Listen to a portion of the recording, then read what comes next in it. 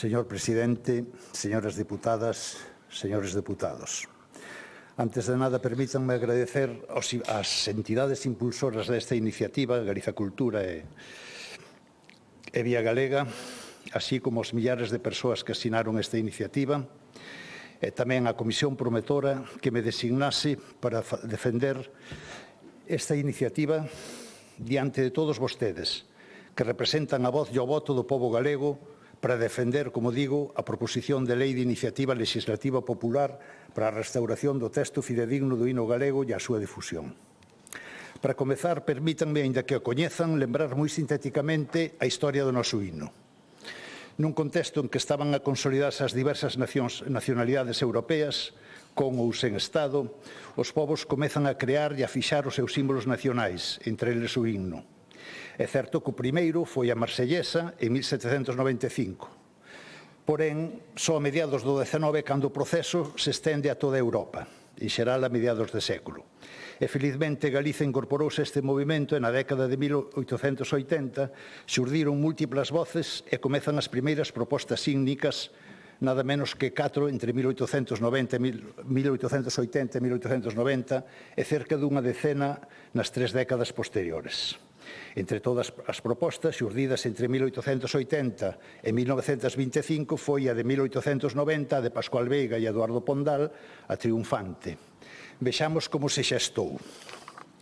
Naquela altura, en 1890, Eduardo Pondal era, sen dúbida, o poeta nacional, presente e actuante no noso territorio, pois Rosalía morrera en xullo de 1885 e Curros estaba fora do país como xornalista en Madrid desde 1883 e aínda máis tarde marchou para Habana, para Cuba. Foi por isto que en marzo dese ano, de 1890, Pascual Veiga dirixiuse ao poeta para que escribise un texto que, a maneira da marsellesa, e cito literalmente, sexa cantado en toda a Galiza co entusiasmo que desperta no ánimo o sentimento da patria. O 5 de abril, Pondal envíalle un poema de 7 estrofas que resultou satisfactorio para o músico, mais en carta de 2 días despois solicítalle que introduza acento rítmico sistemático na segunda sílaba de todos os versos. Unha semana despois, Pondal envía o texto definitivo con 9 estrofas do poema que hoxe coñecemos como Os Pinos, que agora sí deixou satisfeito o músico mindoniense.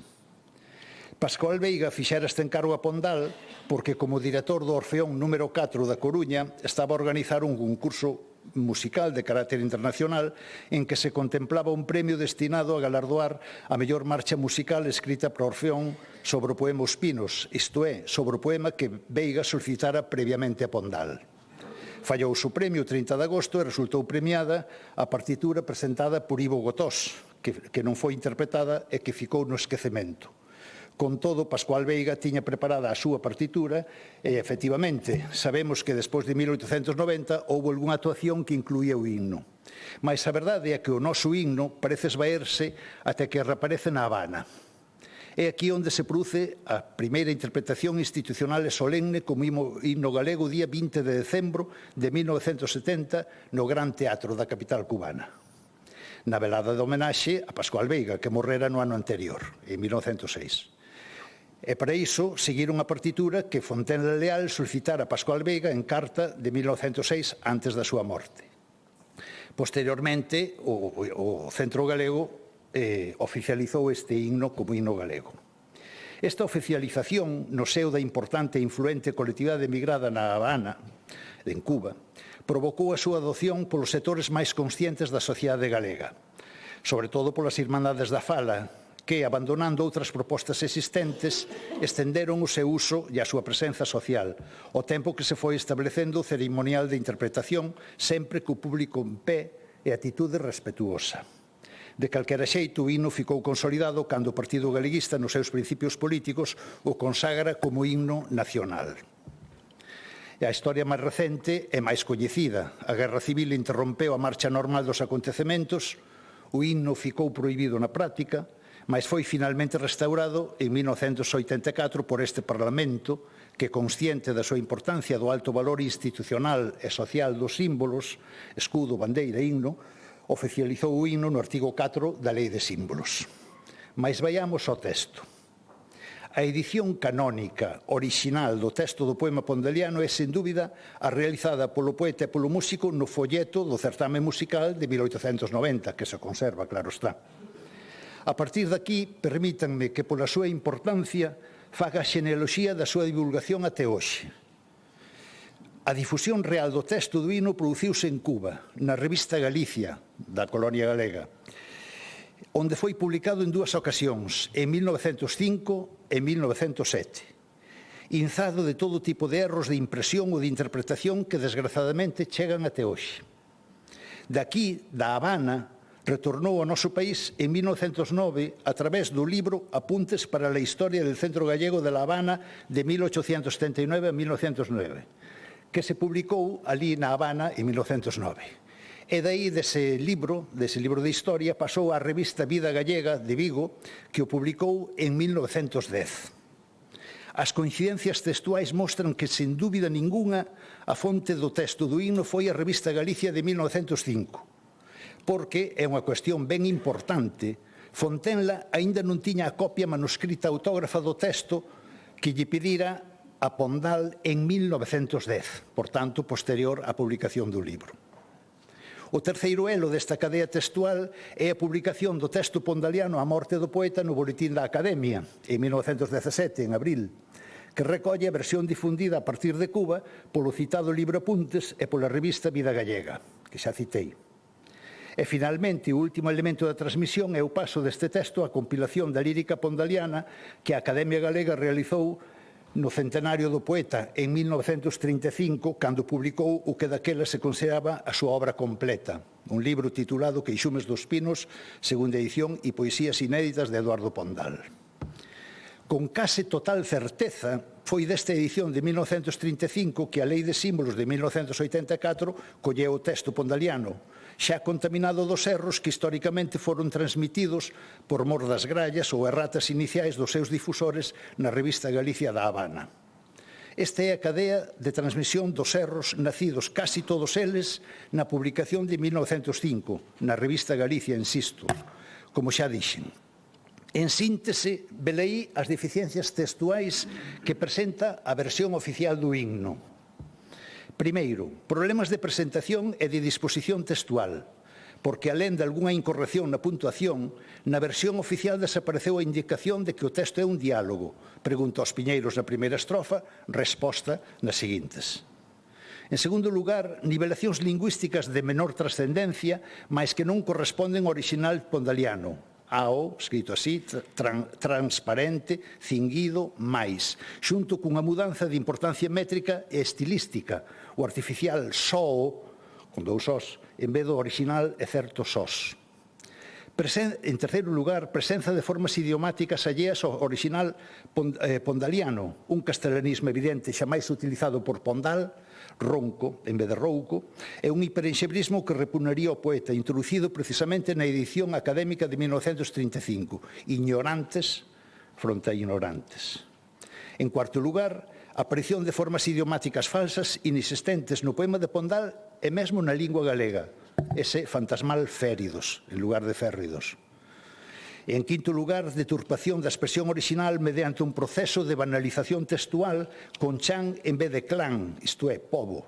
Un celtismo garantido absolutamente polos usos pondalianos, incluídas as redaccións manuscritas. No manuscrito do poema aparece o céltico clan. É certo que os textos cantados tenden a sufrir acomodacións na fala de cada persoa que o interioriza e que o expresa no canto. Mais ningún destes cambios, lembremos, castelanismos, hiperenxebrismos, deformacións, interpretacións erradas, son produto da intervención popular nin da súa asunción por parte de todos os que cantan o himno. Ao contrario, estas mudanzas son resultado de, primeiro, os erros da súa impresión na Habana en 1905 e a súa posterior difusión a partir do libro de 1909 sobre a historia do Centro Galego, que, sin dúbida ninguna, o recolleu da citada revista Galicia de 1905. En segundo lugar, a intervención dunha man da Academia, probablemente Manuel Ugrís, que en 1935 introduciu o anómalo ignorantes. En terceiro lugar, o traslado desde a edición de 1935 á Lei de Símbolos de 1984, en que, aparte de manter todos os erros acumulados históricamente, eliminou algúns signos de puntuación e, sobre todo, as indicacións de texto dialogado. O propio poeta Eduardo Pondal foi consciente desas deturpacións textuais que tiña que coñecer pola súa publicación en 1910 na revista Vida Gallega, dirixida por Jaime Solá, con quen o poeta mantiña moi boas relacións. En carta a Fontenla Leal de 11 de xaneiro de 1913, ao tempo que lle envía unha 10ª estrofa que Fontenla lle pedira para facer simétrico o texto do poema, Pondal advirtió literalmente de que o texto do noso himno contén non poucas erratas e xa veremos de corrixilas oportunamente. Claro está, o estado de saúde de Pondal, xa con 80 anos aproximadamente, non permitiu esa actuación correctora e restauradora que agora o Parlamento pode e debe realizar 115 anos após a primeira interpretación pública solemne do himno na Habana, 133 anos despois da súa escrita e publicación. De todos os puntos de vista, a versión certa do himno é a que esta iniciativa presenta, adaptado, claro está, á grafía moderna vixente. As probas son indiscutíveis, o texto presentado é o verdadeiro texto de Eduardo Pondal, sen esa acumulación de anomalías lingüístico-textuais contraditorios coa escrita pondaliana. Alén de podermos seguir paso a paso a sucesiva introdución dos erros, as probas obxectivas son ben firmes. Primeira, o texto da súa publicación no prospecto do certame musical de 1890, sen dúbida revisado polo poeta, e aínda lle podemos sumar o borrador autógrafo conservado con múltiples redaccións diverxentes. En segundo lugar, a existencia dun recorte desa publicación do folleto en que o poeta conservou, onde fixo unha única corrección que non afectaba o texto, só o título, riscou os pinos e puxo Breogán. En terceiro lugar, a carta de 1913 en que Pondal denuncia a presenza de erros que xa non puido corrixir por cuestións de idade e de saúde. E en cuarto lugar, finalmente, o feito de que erros do mesmo teor reaparezan ou aparezan tamén nas restantes estrofas do poema. Lembremos que ten 9 estrofas, o poema completo. De ningún modo se poderá suxerir que son produto do proceso de asunción do himno polo pobo que nunca as coñeceu nin as cantou. Só a modo de exemplo, pois o tempo desta miña intervención non me permite máis, vexas o que acontece coa última estrofa do poema, os versos 65 a 72. Nas edicións posteriores a Pondal, por exemplo, na de 1935. Ali pon: estima non se alcanza cun vil xemido brando, calquer requer rogando con voz que esquecerán, etc. O inicio non ten sentido, porque na realidade o terceiro verso é calquén requer rogando, isto é, como alguén que solicita rogando, que é o único texto certo e posible do punto de vista semántico e é o que aparece na edición original. Isto é, estima non se alcanza cun vil xemido brando, calquén requer rogando con voz que esquecerán, mais cun rumor xigante, sublime e parecido ao intrépido sonido das armas de Breogán.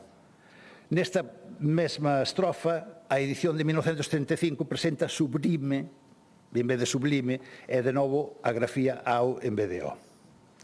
Despois da Lei de Símbolos de 1984, non é esta a primeira vez que o himno chega ao Parlamento. En 1996 foi creada unha ponencia conxunta presidida por don Vitorino Núñez, onde eu comparecín pola publicación do estudo de Breogán aos Pinos o texto do himno galego en que estas alteracións foron expostas e xustificada a necesidade da súa rectificación. Aínda máis tarde, en 2002 foi aprobada por unanimidade unha proposición non de lei sobre a integridade do himno, 4 estrofas, 32 versos, e a necesidade dunha campaña de difusión. E, finalmente, en 2017, de novo chegou o himno ao Parlamento a partir da publicación do volume Himno Galego, unha historia parlamentar inconclusa da profesora e exdeputada dona Pilar García Negro, con petición aos grupos parlamentares para interesarse de novo pola restauración da letra certa do himno. Tamén é certo que algunha institución emitiu en 2003 informe contrario á restauración do texto verdadeiro do himno. Porén, as circunstancias non son as mesmas, xa van aló 20 anos. O coñecemento avanza, a acumulación de probas continúa o seu camiño e estou seguro de que o autor ou autores do informe serán conscientes da nova documentación. Teño a honra de defender esta iniciativa legislativa popular avalada con perto de 16.000 sinaturas recollidas en pouco tempo. Non é só un dereito, é tamén un deber cívico de todos nós, e máis de todos vostedes, se mo permiten, dos parlamentarios e das parlamentarias. É un deber superlativo estarmos atentos ao avance do coñecemento, á posibilidade de restauración do texto certo do himno para confirmar a súa integridade e asegurar a súa difusión real a partir das institucións que nos representan a todos os galegos, tal como esta iniciativa propón. Temos un himno procedente dunha peza literaria escrita por un dos pais da patria, por un dos alicerces da nosa literatura contemporánea, por Eduardo Pondal. É certo, o himno puido ter sido outro, por exemplo, de Alfredo Brañas con música de Luís Taibo. E se o noso himno fose difundido desde o interior do país, non presentaría os problemas derivados da súa impresión nas rotativas cubanas. Mais este é o noso himno, un símbolo que non é de ninguén porque é de todos. Un himno pacífico e pacifista, o inicio dun poema que comeza cunha pregunta, un texto democrático cunha chamada cívico-patriótica como corresponde a calquera himno. Fico obrigado pola atención que todos e todas vostedes me concederon. É certo que estamos perante unha dixuntiva.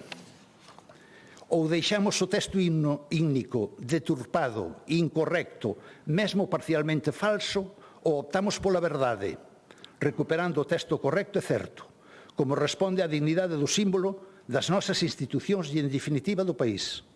Fago, pois, un apelo a que esta Cámara vote unanimemente para que a iniciativa sexa aceptada e pase ao seguinte trámite.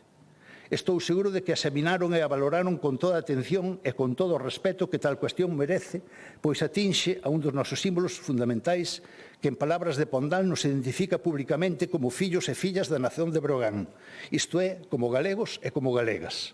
Grazas de novo pola súa atención. Gracias, señor Ferreiro.